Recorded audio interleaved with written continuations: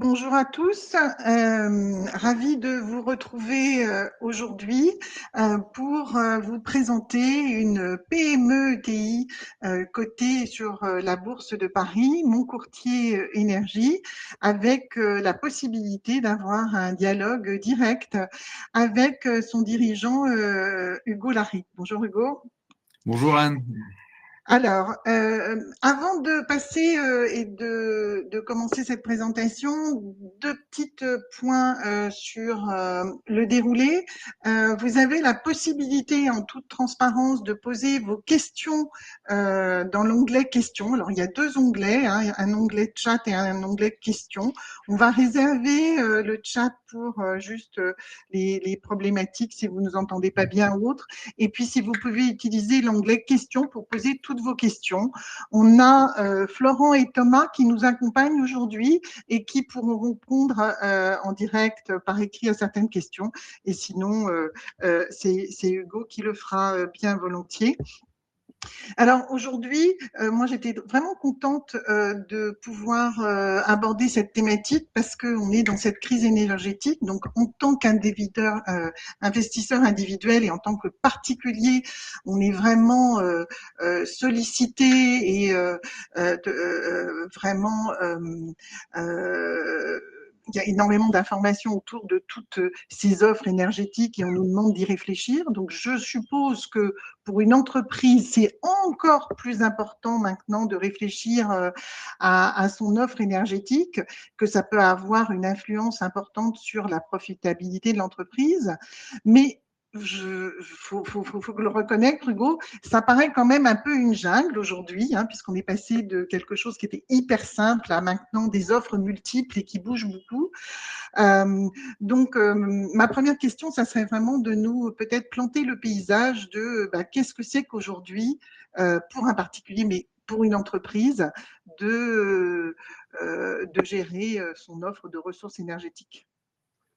Très bien. Eh bien, merci pour cette opportunité. Écoutez, on va vous présenter la société. Donc, bonjour à toutes et à tous. Donc, je vois qu'on a des bonjours de Nice. Moi, je vous dis bonjour de Bordeaux, puisque c'est là où est basé Mon Courtier Énergie. Mais écoutez, sans plus d'attendre, je vais un peu me présenter et puis répondre à cette question.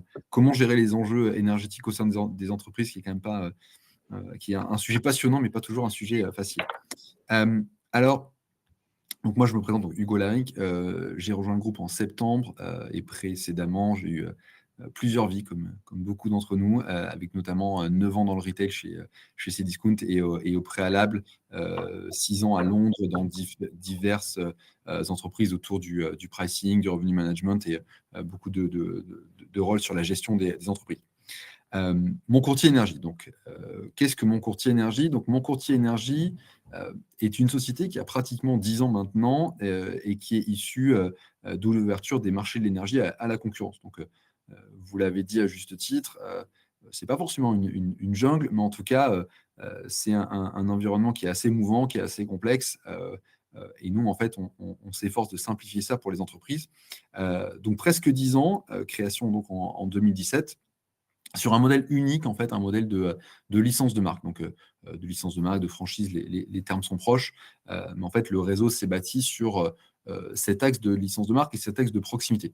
Aujourd'hui, Mon Courtier Énergie, c'est une trentaine d'agences en France. Vous voyez, il y a des points un petit peu partout sur le territoire. Un point orange qui est notre siège social, donc je vous le disais, nous sommes basés à Bordeaux. Et puis, nous avons 2 filiales. Une filiale en Belgique et une filiale en Espagne. Ce qui nous permet effectivement d'être présent à l'international et de comprendre un peu non pas la problématique énergétique que sur le prisme français, mais aussi sur le prisme européen. Voilà. Vous l'avez dit, nous sommes cotés. Nous avons fait une introduction en bourse en 2023 qui avait comme objectif de supporter la croissance du groupe et notamment ces opérations d'internationalisation et de prise de participation dans d'autres sociétés qui sont des projets qu'on mène par ailleurs. Voilà, donc près de 10 ans d'expertise, une trentaine d'agences, et donc maintenant avec l'international, on est à 35. On y reviendra, mais un chiffre d'affaires de 28 millions d'euros en 2025 et un groupe de 200 collaborateurs. Voilà. Ça, c'est un peu pour planter le décor. Ce qu'il faut comprendre, c'est qu'on est à peu près partout et un vrai enjeu de proximité parce que c'est un peu notre fer de lance. C'est que nous, on se déplace. On va chez les clients, on va rencontrer les clients, des entreprises. On travaille que sur le B2B. Et voilà, la proximité est une vraie marque de fabrique de la société. Alors, la facture magique, elle est complexe parce qu'en fait, elle se divise en 3 blocs.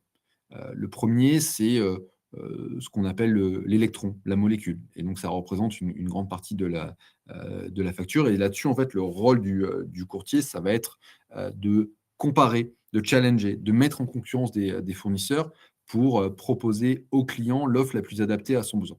Donc concrètement, ça veut dire quoi? On y reviendra après, mais nous, en fait, on travaille avec une trentaine de fournisseurs de gaz et d'électricité, que ça soit, les plus connus, je pense à Engie, à Total, que ce soit des énergéticiens qui font, que de l'électricité ou que de l'énergie verte. On peut penser à Label Énergie, par exemple, à Elmi, voilà, qui sont des fournisseurs alternatifs, qui fournissent du gaz et l'électricité, aux entreprises. Donc, chez Mon Courtier Énergie, on a environ 60 de notre portefeuille qui est constitué de contrats d'électricité et 40 qui sont constitués de gaz. Et donc, c'est plus de 11 000 clients qu'on accompagne au quotidien sur toutes ces problématiques-là. Voilà, donc on travaille avec eux, c'est des contrats d'environ 3 ans en moyenne pour challenger les prix des fournisseurs et puis trouver l'offre qui correspond le plus à leurs besoins. Ce qui est intéressant aussi, c'est que c'est une expertise qui n'est pas seulement sur le prix de la molécule, mais aussi on va travailler sur les autres parties de la facture, puisque vous le voyez ici, voilà, on est en France, on paye des taxes, parfois beaucoup. Et effectivement, les taxes représentent une partie significative de la facture. On parle de 20 donc ça, c'est des montants qui vont varier, évidemment, en fonction des prix de l'énergie, hein. À partir du moment où le prix de la molécule baisse, le prix de la facture de la molécule est écrasé par, pour le coup, les autres composants. Mais concrètement, il y a la TVA, mais il y a aussi l'accise. Donc, il y a 2 taxes qui donnent lieu à des prélèvements et il y en a une sur lesquelles on peut agir, qui est l'accise. Concrètement, c'est la réduction de taxes. Donc, c'était à l'époque du bouclier tarifaire, le gouvernement avait appuyé sur le bouton pause. Donc, pendant 2 ans, il n'y a pas eu de taxes, il n'y a pas eu d'accise sur l'énergie. Ça a été remis en place en 2024.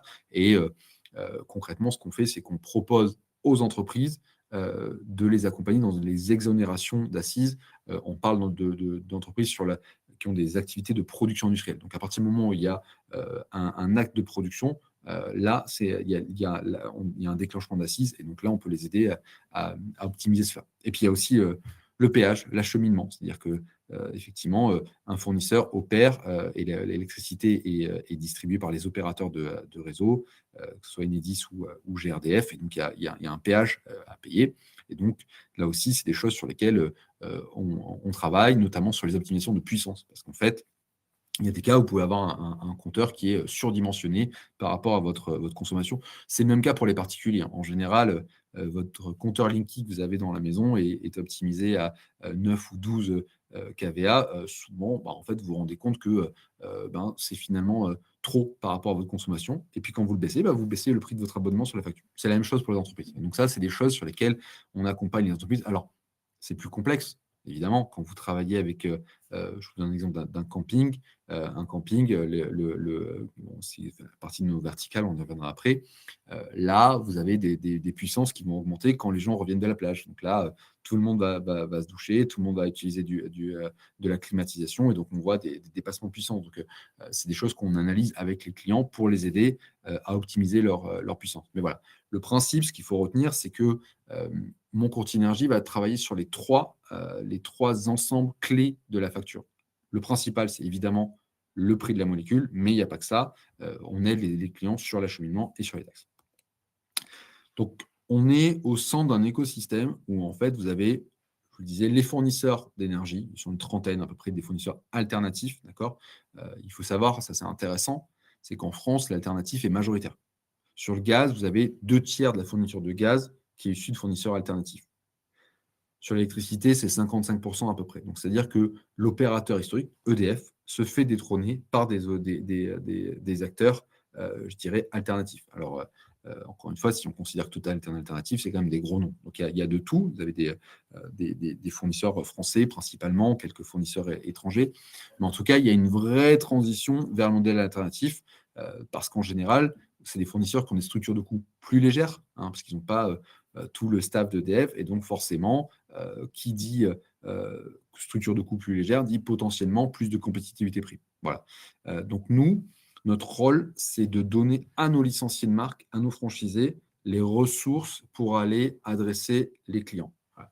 Donc, en fait, mon courtier énergie est un peu au centre de la relation avec les fournisseurs et avec nos licenciés de marque. Donc, nos agences, nos 30 agences, sont maîtres de leur force de vente.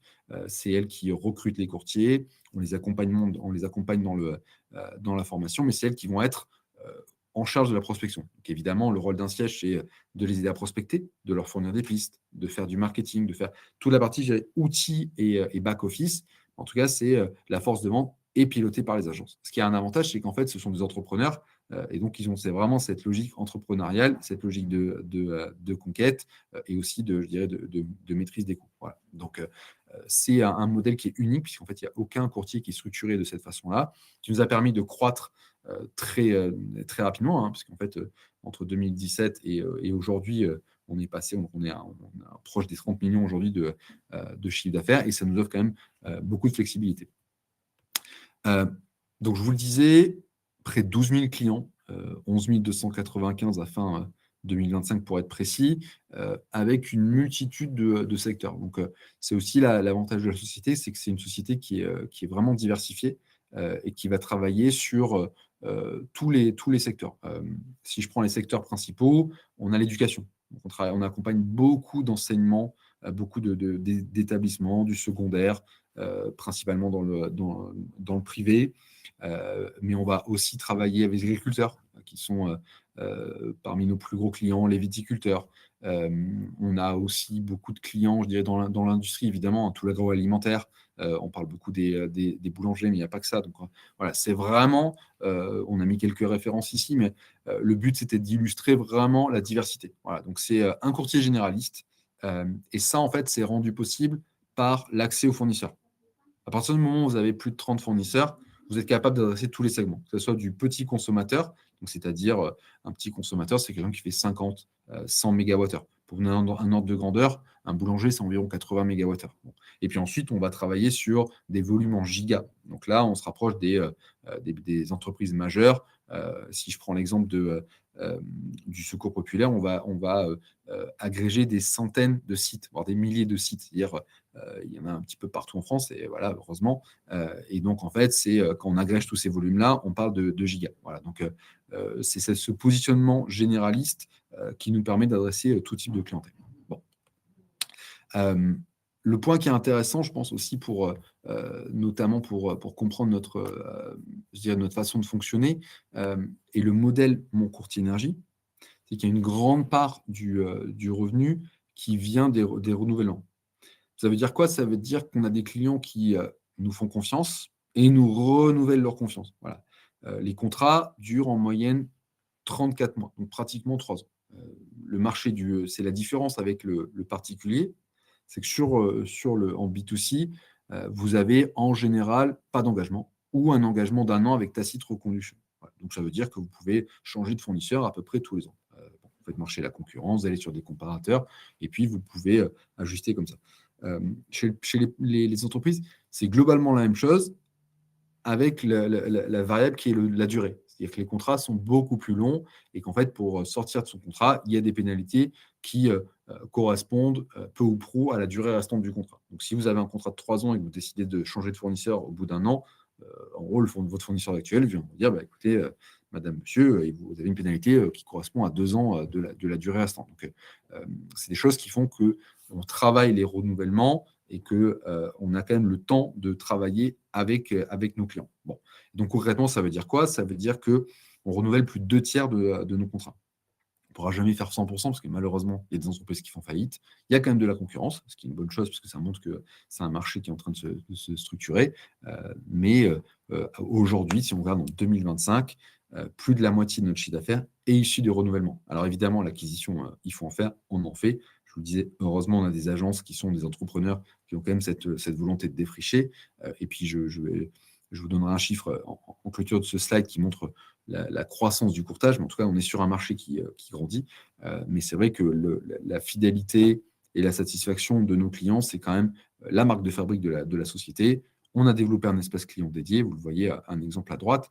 Ça, c'est un outil qui est unique, en fait, et qui permet à nos clients de savoir où ils en sont, où sont leurs sites. Souvent, quand vous avez des grands groupes, on parlait du secours populaire ou des banques alimentaires, c'est des gens qui ont des centaines, des milliers de sites. Et le gestionnaire ne sait pas exactement où sont ses points de livraison, où sont les compteurs. Donc, notamment avec un espace client, on a une cartographie qui permet pour chaque client de savoir où sont ces sites. Voilà. Et d'ailleurs, ils nous le rendent bien, hein, parce que on a une notation on a la note maximale sur Trustpilot dans 93% des cas. Voilà. Donc, c'est une vraie source de satisfaction, et en tout cas, ça veut dire qu'on a du repeat et qu'on a un revenu récurrent, puisqu'en fait, tous les ans, on sait qu'on a un tiers de notre portefeuille qui va être renouvelé dans la grande majorité des cas. Bon. Et je vous le disais, le courtage, c'est je dirais, un segment de l'alternative qui est en croissance. Aujourd'hui, on estime que la part de marché du courtage en France, elle est aux alentours de 5 à 7%. Pour vous donner un ordre de grandeur, au Royaume-Uni, c'est plutôt 30%. Près de 80% des entrepreneurs, des entreprises au Royaume-Uni font appel à un courtier. Donc, c'est quelque chose qui est très démocratisé. En Belgique, justement, je vous parlais de notre filiale, on est déjà 10-12%. Donc, en fait, on voit la marge de progression, on voit la place qu'il y a à prendre. Certes, il y a de la concurrence, mais en tout cas, il y a de la place. Et puis, on va revenir après sur nos résultats. Vous verrez qu'on fait quand même tous les ans une croissance à 2 chiffres et que notre premier trimestre est toujours dans cette, je dirais, dans cet an. Voilà. Donc, c'est une société qui est maintenant bien implantée sur le territoire national, qui a des filiales et qui a atteint cette maturité qui lui permet d'avoir quand même un socle de repeat et de revenus récurrents issus du renouvellement des contrats. Bon. Donc, je vous le disais, une marque reconnue, à la fois par nos clients, mais pas que, nos collaborateurs aussi, ça c'est important pour nous. On est certifié Great Place to Work. Quand on regarde sur Glassdoor ou toutes les plateformes, on a un taux de satisfaction une note de 4,3. On a été salué par le marché à plusieurs reprises parmi des champions de la croissance, que ce soit sur les Échos ou dans le Financial Times. Voilà. Donc c'est une société en croissance qui est reconnue pour ça et pour sa bienveillance aussi par les salariés. Bon. Donc en résumé, pardon. Peut-être juste Hugo, comme il y a une question sur le modèle économique de la rémunération des courtiers, peut-être que D'accord, je vois la question. Voilà, sur ce point, avant de passer au résumé, c'est au cœur de votre activité. Exactement, c'est une très bonne question qu'on nous pose assez fréquemment. Le modèle de rémunération d'un courtier en énergie, le courtier en énergie est rémunéré par le fournisseur. Donc en fait, nous, là, on a l'habitude de dire que c'est sans frais pour le client. On peut dire que c'est gratuit, parce qu'évidemment, comme il y a un travail, hein, puisque nous, on qualifie le besoin, on va mettre en concurrence les fournisseurs, on va faire tout l'administratif, donc il y a toute la gestion à faire pour le client, mais il nous délègue toute cette charge-là et aussi la compréhension. Donc c'est une rémunération qui est définie avec les fournisseurs. Ce qui est intéressant, c'est qu'en fait, on a des accords bilatéraux avec chaque fournisseur. Donc, on a un système de marge maximale fixé avec les fournisseurs. Et dans le cadre de mon courtier énergie, on ne vend, ça c'est une stat qui est assez intéressante, que dans 20% des cas au niveau de la marge maximale. Donc, en fait, nous faire attention quand même à toujours avoir un positionnement en faveur du client. Et le nombre de cas où on vend à la marge maximale qui nous est autorisée est vraiment minime. En fait. Voilà. Donc, le système de rémunération, si je vous donne un ordre de grandeur, si on prend la facture et le prix du mégawattheure qui va être payé par le client, la rémunération d'un courtier, c'est entre 2 et 4% du montant de la facture. Voilà. Donc, c'est le prix de la tranquillité, c'est le prix de l'assistance et aussi de l'expertise. Hein, parce qu'évidemment, il faut aussi avoir en tête que ces 30 fournisseurs, quand vous passez en direct, vous n'avez pas accès. il y a certains fournisseurs qui ne travaillent pas en direct avec les entreprises. Voilà. Ou alors, il faut être un très, très grand compte. Mais là, quand on dit très grand compte, on parle de comptes en gigas, c'est-à-dire des multinationales ou des énormes sites. Voilà. Quand vous êtes une entreprise de taille moyenne, une PME, une PMI, en fait, il y a des fournisseurs qui n'ont pas de canal de vente et qui ont dédié cette vente-là au courtier. Voilà. Donc, la place du courtier, elle est aussi intéressante parce qu'en fait, si vous y allez en direct, vous allez passer à côté de fournisseurs auxquels vous avez pas accès. Voilà. Donc, c'est un modèle qui est assez standard. Il n'y a pas énormément de variabilité entre les fournisseurs. Ce qui va différencier, c'est les prix des fournisseurs. Voilà. Donc, c'est pas ça qui va arbitrer le choix du courtier. Le choix du courtier, il est là pour présenter aux clients plusieurs offres. Donc, je vous dis, en moyenne, on va présenter 4 offres au courtier. Ça, c'est un peu notre engagement. On pourra en présenter 18, mais ça rend l'exercice assez compliqué pour le client. Donc, nous, on va s'attacher à présenter l'offre qu'on trouve la plus compétitive, une offre verte tout le temps, parce qu'en fait, c'est important pour nous. On a des clients qui sont appétents aux offres vertes, c'est-à-dire des offres issues du renouvelable, de l'éolien, par exemple, ou du solaire. Une offre, on dirait, statutaire, parce qu'il y a certains clients qui sont attachés à des grandes marques, Engie, Total, par exemple. Et puis, je dirais aussi l'offre, peut-être un peu bon plan qui est plus avantageuse pour le client. Donc, toujours 3-4 offres présentées. En moyenne, c'est 3,8, si on donne le chiffre exact. Donc, ce n'est pas les marges qui influencent le travail du courtier. Le travail du courtier, il est là pour aider son client. En revanche, oui, effectivement, il y a une rémunération, ce qui est normal. Hein. Voilà, tout le monde a heureusement d'ailleurs, mais le but, c'est vraiment de venir en aide aux clients. Donc maintenant, passons justement à la partie, je dirais, résultats. Si on revient un petit peu sur une rétrospective de l'année 2025. Donc, je vous le disais, on a fait un chiffre d'affaires de 28 millions d'euros, d'accord, en croissance de plus 14% par rapport à 2025. Et puis, j'aime bien revenir aussi un petit peu en arrière pour montrer quand même la croissance. On a fait plus 33 entre 2023 et 2025. Voilà, donc, on maintient une trajectoire de croissance à 2 chiffres qui nous permet d'être dans justement l'atteinte de notre premier cap qui est 40 millions en 2028. Donc ça, c'est une guidance qu'on a donnée au marché qui était l'atteinte d'un chiffre d'affaires de 40 millions en 2028 avec un résultat d'exploitation de 4 millions. Et pour l'instant, en fait, on est totalement on track là-dessus. Donc, c'est, je dirais, un modèle qui se renforce et puis toujours une croissance à 2 chiffres portée par un pilier qui est le courtage France. Voilà, donc, c'est 88% du chiffre d'affaires. Je dirais que c'est le fer de lance, c'est le travail des agences. Les agences, ça fait des années qu'elles sont implantées. C'est le travail de développement et de déploiement du territoire qui nous permet d'atteindre cette taille. Voilà. Donc ça, c'est le premier point. 28 millions de chiffre d'affaires en croissance à 2 chiffres par rapport à 2024. Et puis, ce qui est intéressant principalement cette année, c'est qu'on a retrouvé des niveaux de rentabilité significatifs. On avait connu une année 2024 avec certaines initiatives qui avaient été lancées et qui n'ont pas fonctionné exactement comme on l'espérait. Bon, ça arrive. Voilà, on a fait des tests. Force est de constater que ça n'a pas été concluant. Donc, on a refermé cette page-là et là, on est reparti sur un modèle qui est, je dirais, plus sain, recentré sur le cœur de métier. Et donc, concrètement, on a dégagé une marge opérationnelle de 8,1% sur 2025 et surtout un résultat net de 2,1 millions. Voilà, donc, on passe d'un résultat négatif en 2024 à un résultat net de 2,1 millions en 2025 qui a donné d'ailleurs, et ça nous a permis notamment aussi de distribuer des dividendes. On y reviendra en conclusion de cette présentation.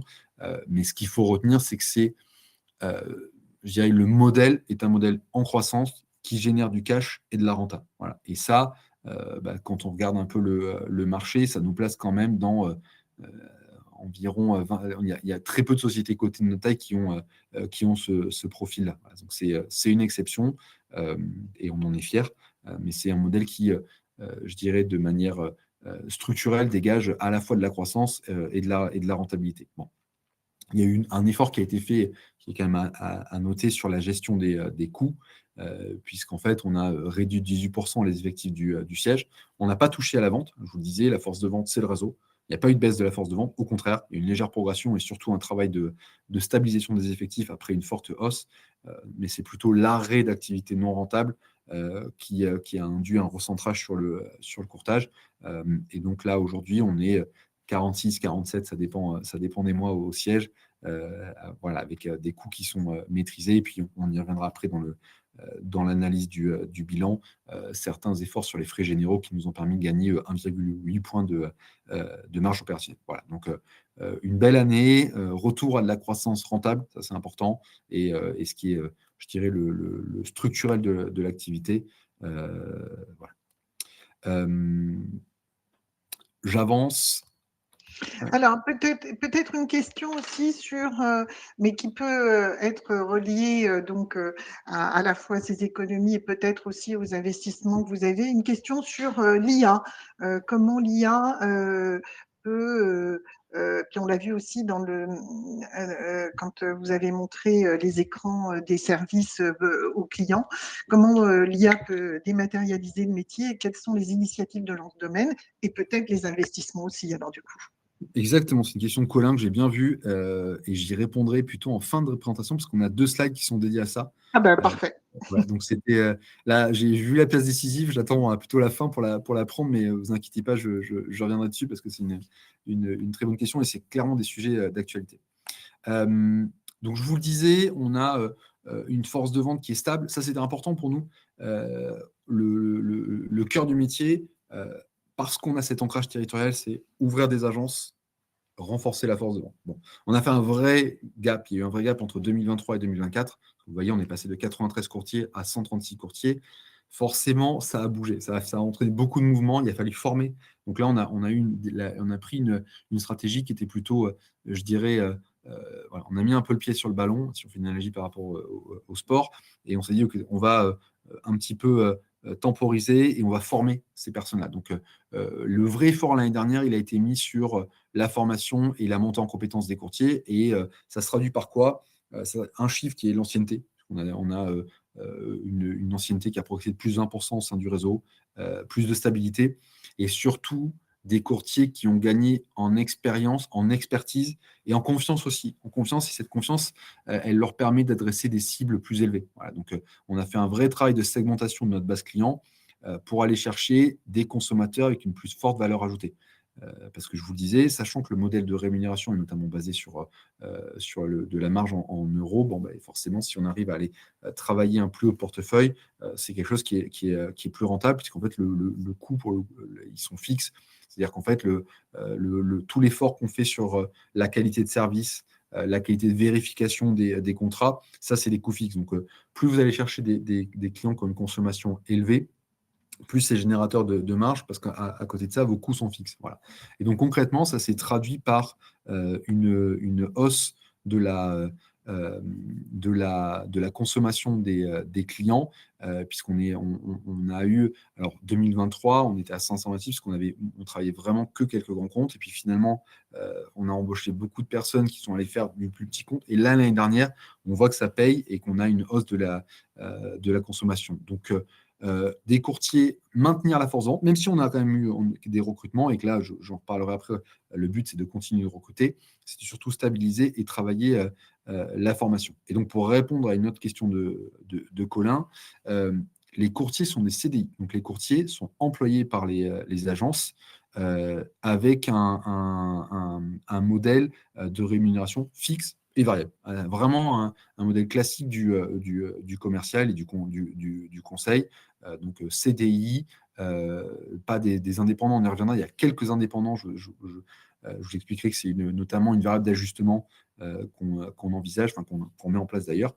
Mais c'est un modèle qui est vraiment sur des chefs d'entreprise dans leur région. Si je vous donne un exemple, vous avez la région Occitanie et PACA, c'est un groupement chez nous. C'est 2 patrons qui sont dans l'énergie depuis 15 ans et qui ont 4 agences. Une agence à Toulouse, une agence à Montpellier, une agence à Nice et une agence à Marseille. Et donc, ils travaillent sur tout ce territoire-là avec des directeurs d'agence qui ont des courtiers en CDI et qui ont cette rémunération à la fois sur du fixe et du variable. Est-ce qu'un particulier peut s'adresser à mon courtier énergie pour ses contrats?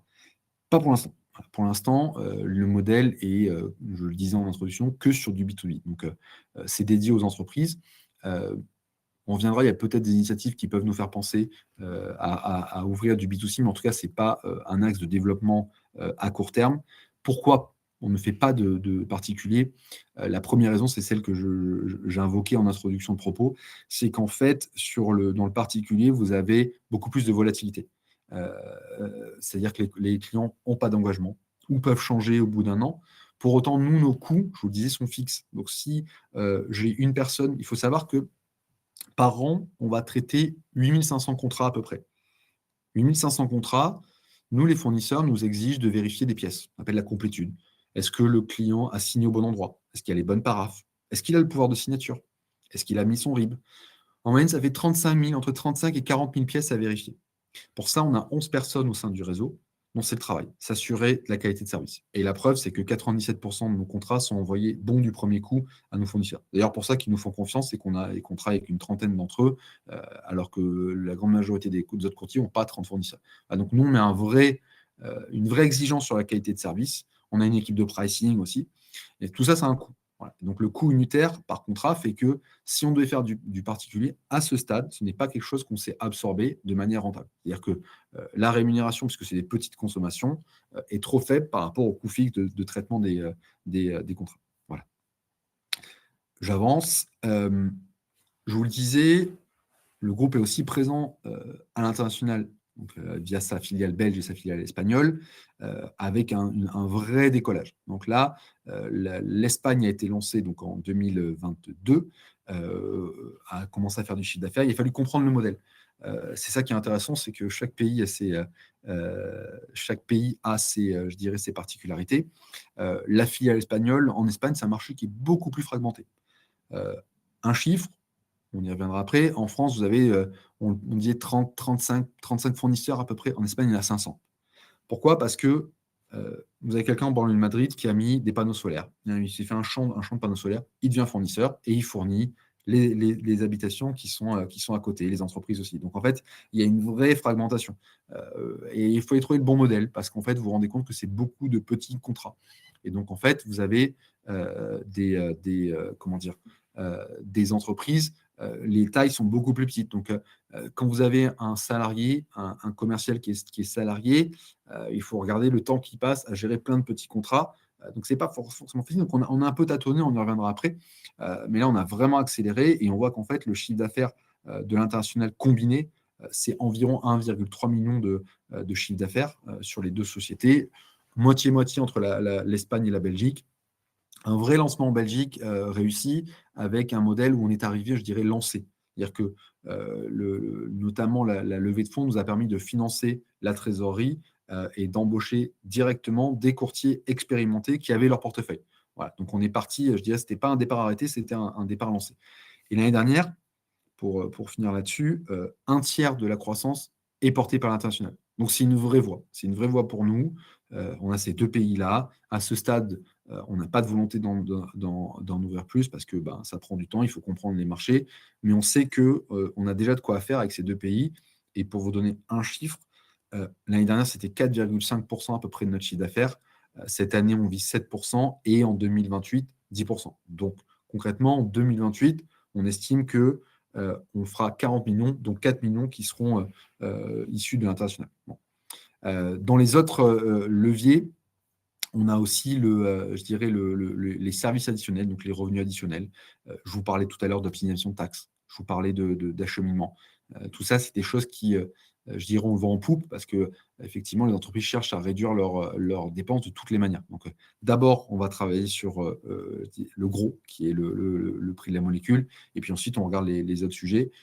C'est aussi ce qui fait notre force, c'est cette capacité à traiter tout l'ensemble du sujet. Et donc, pour une ordre de grandeur, les optimisations de taxes, le chiffre d'affaires a été multiplié pratiquement par 5 entre 2024 et 2025. Les garanties d'origine, qui sont un mécanisme qui permet de compenser ces émissions en achetant ces garanties-là. Ça, c'est quand vous ne faites pas d'énergie verte.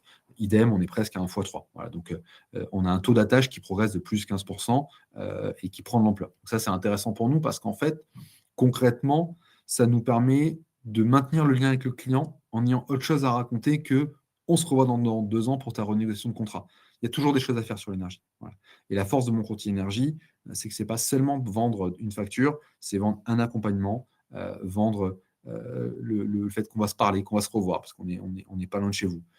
C'est aussi de la transition énergétique. On fait des audits photovoltaïques, on fait des installations de panneaux photovoltaïques. Mais il y a vraiment toute une logique et une maîtrise de la problématique énergétique. Bon. Tu regardes un petit peu notre chiffre d'affaires, donc je vous le disais, pour passer rapidement, ce qui était intéressant dans ce slide-là, c'est qu'effectivement, on a réduit de 15% notre masse salariale. On a fermé une initiative, je vous le disais, qui a été malheureuse, qui était l'ouverture d'agences en propre. On voit le succès du réseau, c'est de se baser sur des entrepreneurs. On a fait l'initiative, nous, d'ouvrir des agences en propre. Et force est de constater qu'on n'a pas réussi à trouver le modèle. Mais en tout cas, on a vraiment maintenant mis ça derrière nous et on s'est recentré sur notre modèle. Et puis, on a fait beaucoup d'efforts sur les frais généraux. Ça, c'est important pour nous, c'est d'avoir une gestion très saine de nos coûts. Et maintenant qu'on a fait 2025, pardon, a été une vraie année d'efforts. Je vous dis 500 000 euros, c'est 1,8 point de marge. Donc, c'est vraiment significatif à notre échelle.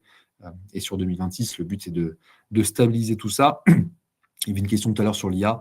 Le but, en fait, c'est de faire des économies pour se payer ces initiatives-là, mais j'y reviendrai après. Voilà.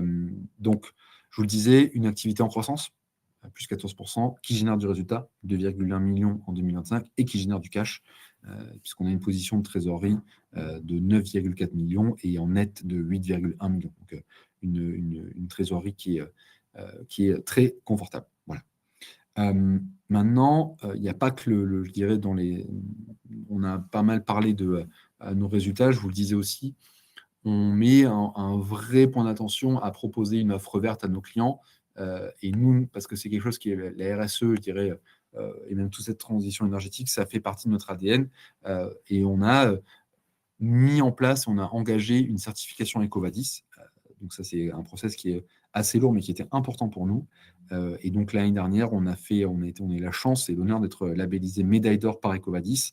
Ça veut dire qu'on fait partie des 2% des sociétés les mieux notées en France. Voilà, c'est vraiment quelque chose qui pour nous est important. Ça récompense tous les efforts qui sont faits sur l'inclusion, sur l'éthique. Je vous le disais, on a des relations avec les fournisseurs, des contrats bilatéraux, avec à notre initiative des encadrements de marge que finalement on fait plus que respecter puisqu'on vend dans de très rares cas au niveau maximal autorisé, des achats responsables, on a signé une charte avec l'ONU, et donc on a vraiment, ça fait partie de nos piliers, et on a été plus loin en lançant ce qu'on appelle la Green Team, qui en fait permet de sensibiliser à la fois le siège et à la fois le réseau à des initiatives de tri, des initiatives de gestion de l'eau. On fait de manière ludique des quiz autour de la consommation en eau, de santé au travail. On a mis en place des cours de sport, on a mis en place de l'ostéopathie, et puis dans quelques jours, on va être partenaire et on va lancer un challenge avec Spark, une application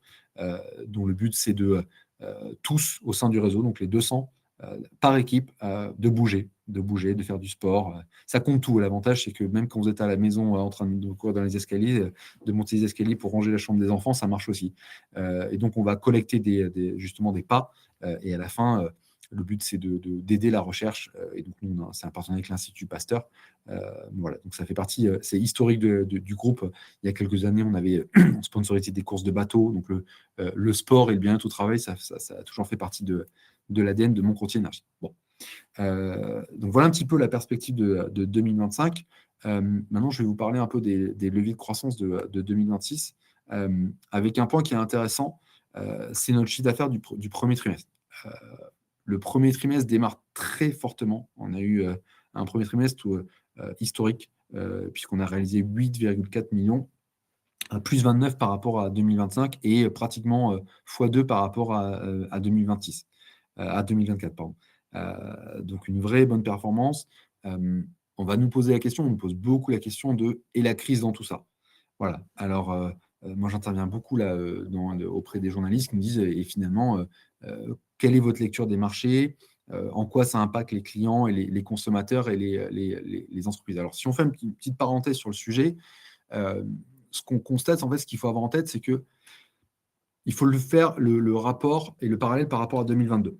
2022 a vraiment réveillé les consciences sur la question énergétique. Voilà. Donc on a eu un prix du gaz qui a été multiplié par 10 en quelques jours, l'électricité qui a suivi.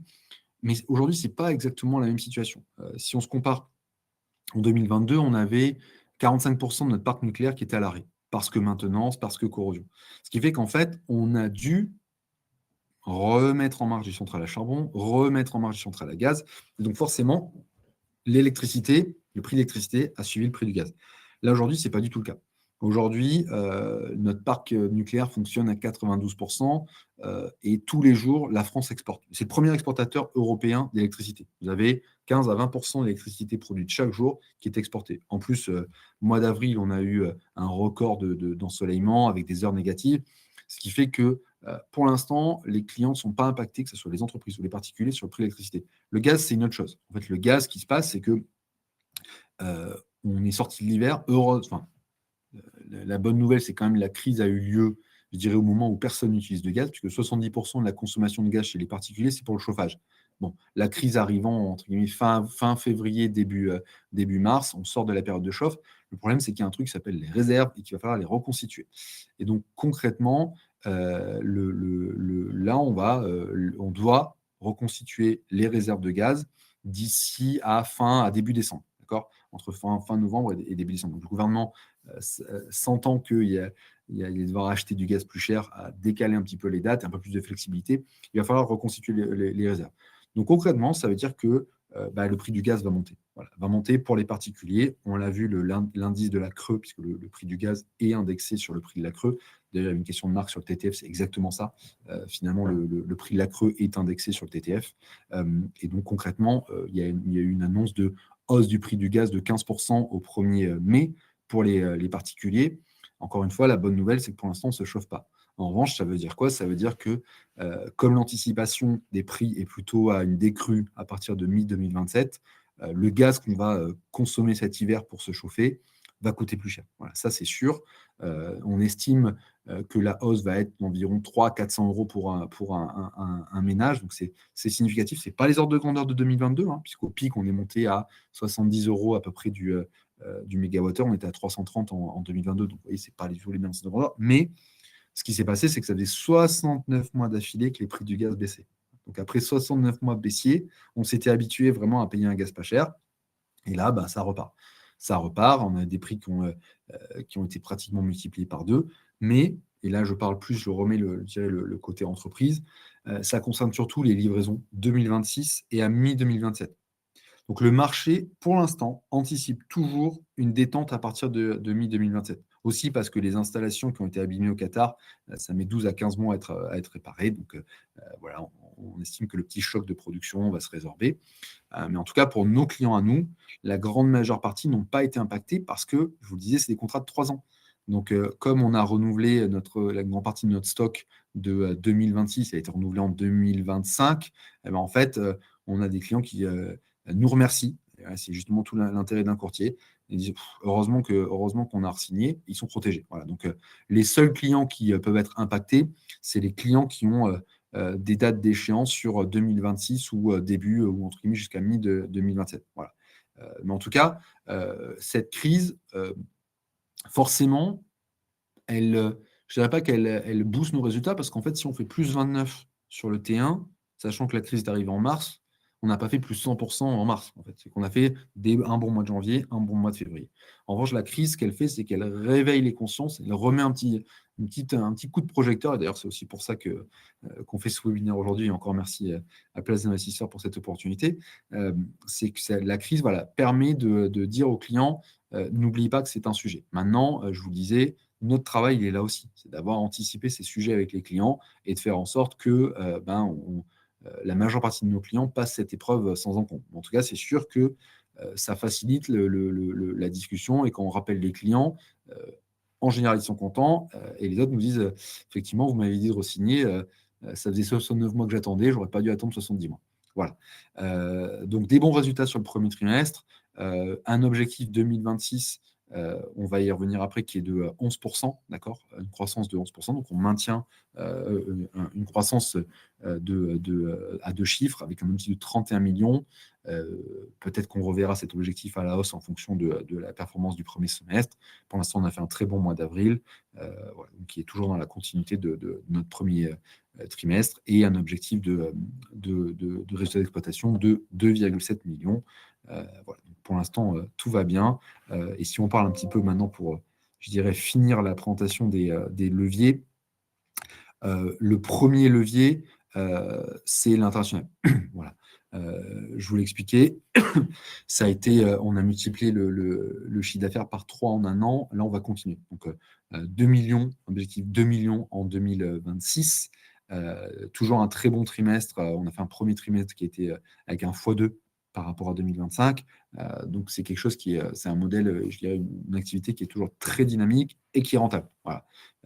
On a atteint le seuil de rentabilité donc, en Espagne. On vise la rentabilité en Belgique là, dans les prochains mois. Donc, en fait, c'est contributeur. Et donc, concrètement, je vous le disais, si je reprends un peu de hauteur et qu'on se place en 2028, 40 millions d'objectifs de chiffre d'affaires, dont 4 millions internationaux, 10%, et 4 millions d'euros de résultats d'exploitation, dont 1 international. Voilà. Donc, c'est des activités qu'on estime très contributrices et qu'on va continuer de développer avec deux marchés différents. La Belgique qui a un modèle totalement intégré, où pour le coup, là, c'est comme si on avait une agence en propre. Voilà. Donc, on a 5 commerciaux très grands comptes qui travaillent beaucoup avec l'accompagnement des clients, avec les services, alors que sur l'Espagne, euh, c'est un modèle semi-intégré parce que le marché étant beaucoup plus fragmenté, le territoire beaucoup plus vaste, on n'arrivait pas à mailler qu'avec des salariés, donc on a décidé de faire appel à des indépendants, et ça nous a aussi donné des idées pour la France, on va y revenir après. Voilà, donc deux modèles différents, mais une compréhension des deux modèles qui nous permet de croire à leur développement. Bon. Sur la France maintenant, le nerf de la guerre, c'est l'extension du réseau.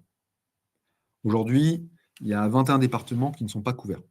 Voilà, donc si l'un d'entre vous a envie de devenir courtier en énergie et d'ouvrir une franchise, qu'il n'hésite pas. On cherche des candidats, mais concrètement, pour être de manière plus sérieuse, il y a une vingtaine de départements sur lesquels nous ne sommes pas présents. Voilà, donc, on peut les adresser via des départements limitrophes, mais ce n'est pas notre volonté. Notre volonté, c'est vraiment de mettre des petits points partout sur la carte et d'être le plus proche du client.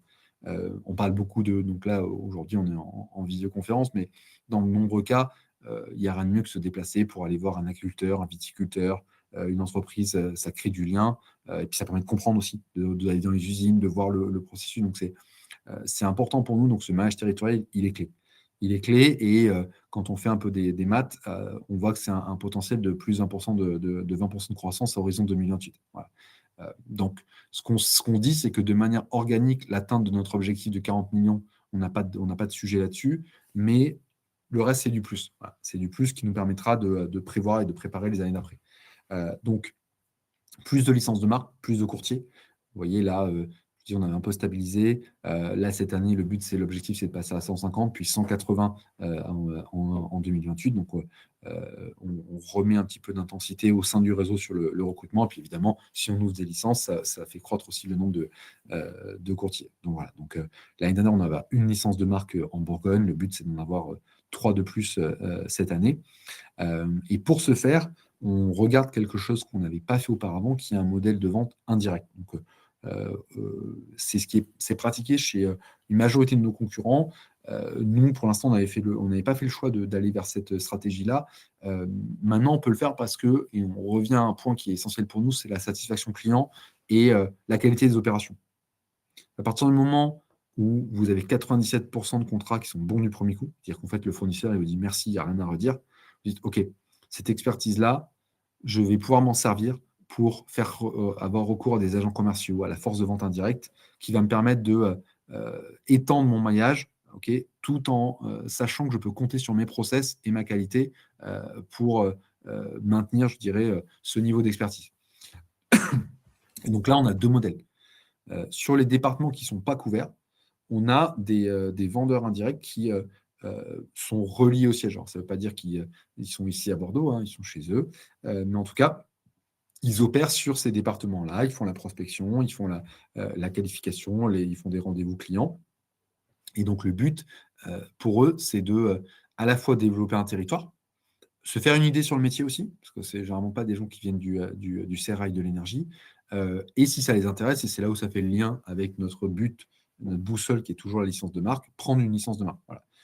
Et donc là, en fait, concrètement, quand on a une discussion avec un candidat qui est intéressé, on lui demande de se positionner sur un département sur lequel il pourrait potentiellement ouvrir une licence de marque. Donc, je vous donne un exemple. On a une personne qui a choisi le 63, donc la région de Clermont-Ferrand, parce qu'elle se dit, OK, à terme, je me vois bien ouvrir une licence là-bas, ouvrir un bureau, y aller, voilà, pourquoi pas déménager, mais en tout cas, c'est notre but. Donc, notre modèle restera la licence de marque, mais on le fait en plusieurs étapes. Soit on trouve dès le début le bon candidat, mais ce n'est pas toujours facile et on met une exigence quand même assez élevée. Soit justement, pour être sûr d'avoir eu le bon candidat, on fait un test d'abord sur de la vente indirecte. Donc, c'est une initiative qu'on a lancée mi-février.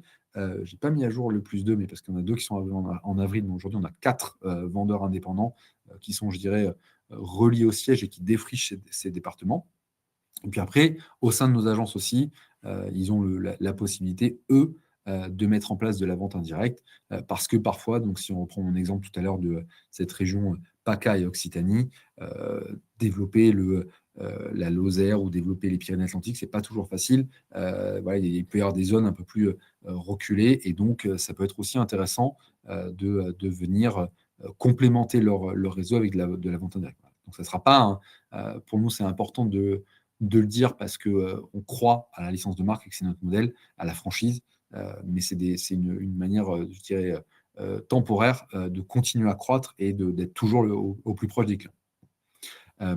Et puis ensuite, pour finir sur nos leviers, on va passer donc, sur toute la partie IA et la partie SaaS, la partie technologique. Donc en fait, on va lancer au début juillet, peut-être pas le 1er juillet forcément, mais le premier SaaS B2B de courtage en énergie. Donc je ne vais pas vous faire tous les schémas. Ce qu'il faut retenir, c'est que la relation, le courtier, il est entre les fournisseurs et le client. Mais tout ça, c'est beaucoup de technologie. Donc, c'est des API avec tous les fournisseurs. Donc, API nous permet quoi? Nous permet d'avoir de la cotation en temps réel. Donc, on a du pricing en temps réel. D'accord? On collecte les données auprès des opérateurs de réseau, Enedis pour l'électricité, GRDF pour le gaz. Et ça nous permet de faire des cotations ou des présentations aux clients qui sont faites en quelques minutes. Et puis, une fois qu'on a fait ces présentations, le client va choisir. Donc, c'est là où on revient aux 3, 4 offres, voire 5, autant qu'on veut, mais en général, on essaie quand même d'être assez pédagogue et on ne noie pas le client sur une cinquantaine d'offres. Donc, je dirais 3, 4 offres sélectionnées par le courtier. À la fin, le client va choisir. Et il faut contractualiser. C'est là où il y a 11 personnes qui vont faire des vérifications, d'abord en agence, puis au siège.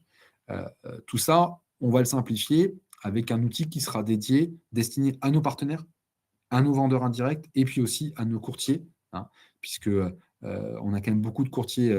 Voilà, je vous le disais, on va faire croître le réseau.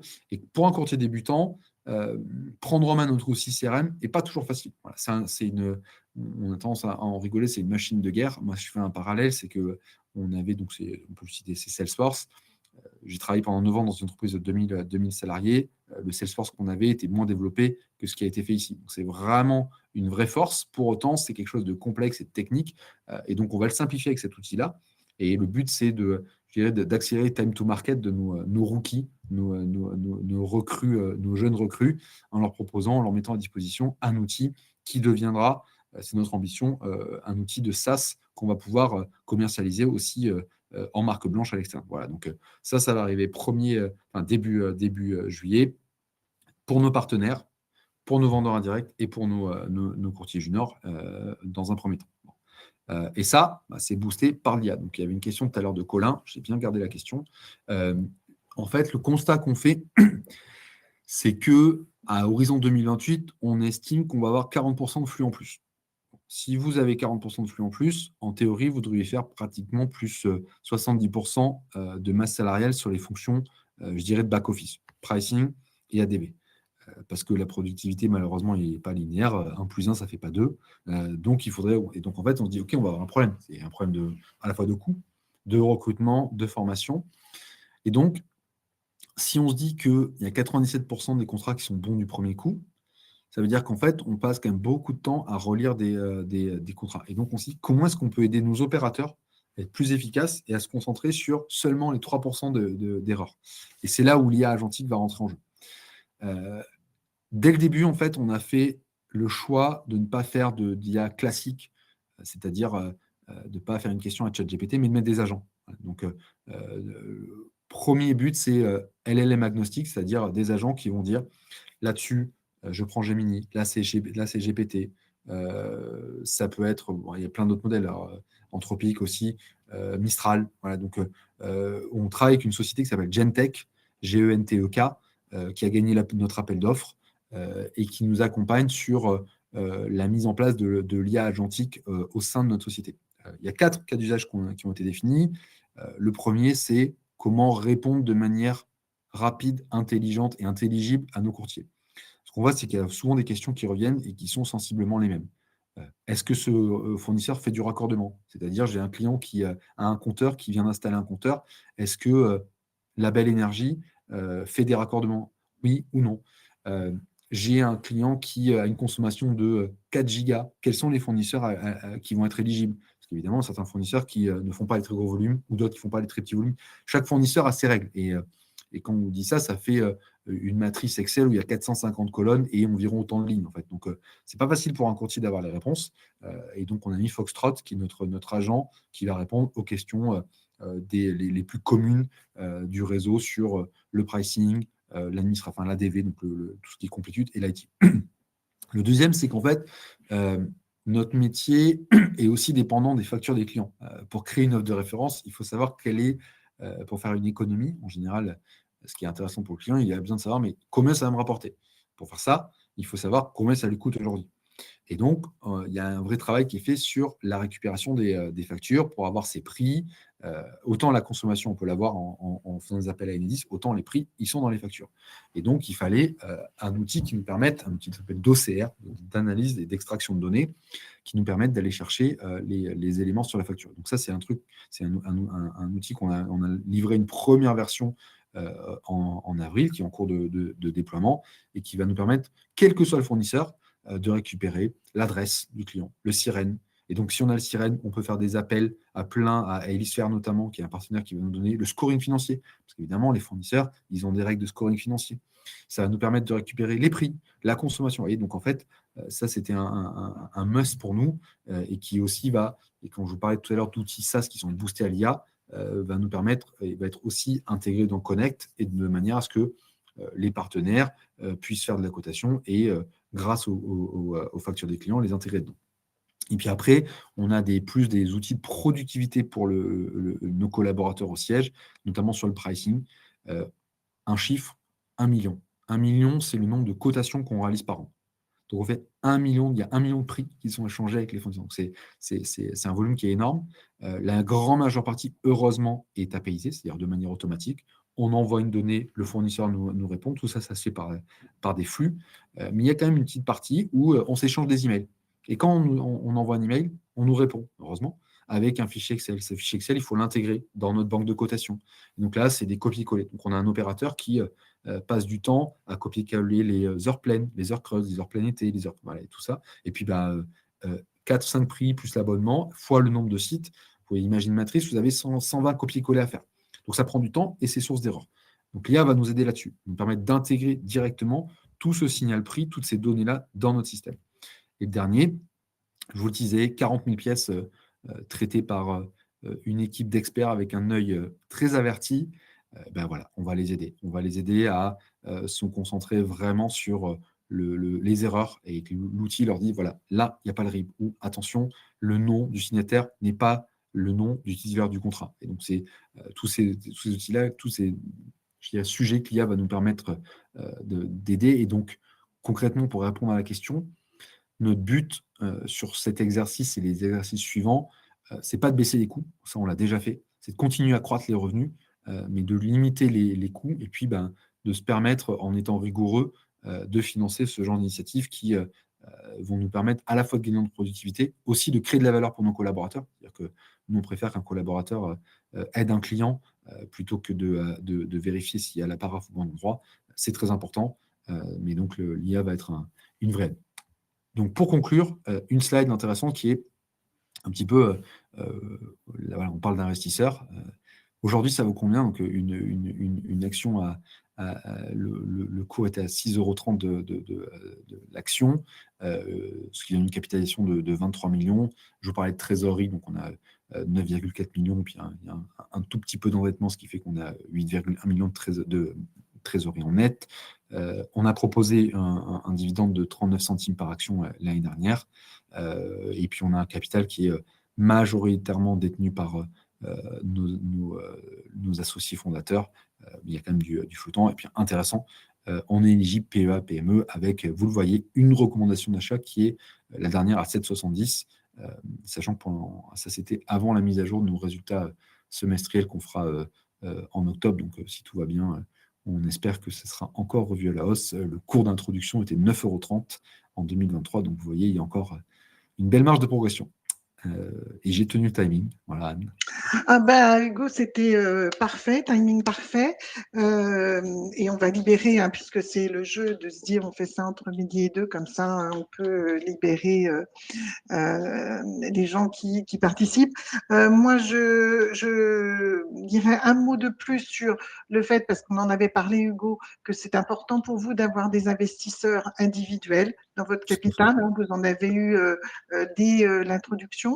Je rappellerai des chiffres qu'ont sorti Euronext la semaine dernière, mais 27% des volumes, sur les valeurs moyennes, PME, ETI, 27% des volumes proviennent de l'investissement des investisseurs particuliers. Donc, et on voit que c'est une communauté de plus en plus importante, notamment avec le rajeunissement des investisseurs. Et puis, je pense que, et ça, c'est notre connaissance place des investisseurs particuliers, que étant une PME ETI locale, vous devez aussi avoir des investisseurs locaux qui vous suivent, parce que on sait que les investisseurs individuels sont très attachés au développement local. Puis je crois que mon courtier, vous avez bien montré effectivement que le local, la proximité et l'ancrage territorial, c'était quelque chose de très important pour vous.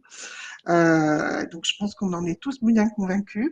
Moi, en fait, j'ai vraiment compris l'intérêt d'avoir un courtier, en tout cas pour une entreprise, et on voit que gérer ses contrats pour une entreprise, c'est vraiment, ça peut être un levier de performance, et que on n'a pas tous la capacité, enfin toutes les entreprises ne peuvent pas le faire toutes seules. Donc voilà, je pense que effectivement vous avez montré qu'il y avait encore un taux d'équipement important pour aider les entreprises en France. Merci à tous. Vous allez recevoir dans quelques minutes, d'ici une demi-heure, le replay de cette présentation. Voilà, je vous remercie tous. Je vous remercie Hugo, et je sais que si vous avez des questions, n'hésitez pas à les poser sur le site de mon courtier énergie, sur le site de Place des Investisseurs, et on se fera un plaisir de vous répondre. Merci à tous, et puis bonne fin de semaine. Merci Anne, merci à tous. Et écoutez, effectivement, on a une assemblée générale le 28 mai à Bordeaux. Donc, vous voyez, vous parlez d'investisseurs particuliers, on a des gens qui vont venir nous voir. Donc, écoutez, si certains d'entre vous décident de rejoindre l'aventure Mon Courtier Énergie, on sera ravis de les accueillir l'année prochaine. Voilà, merci. Merci à tous, au revoir.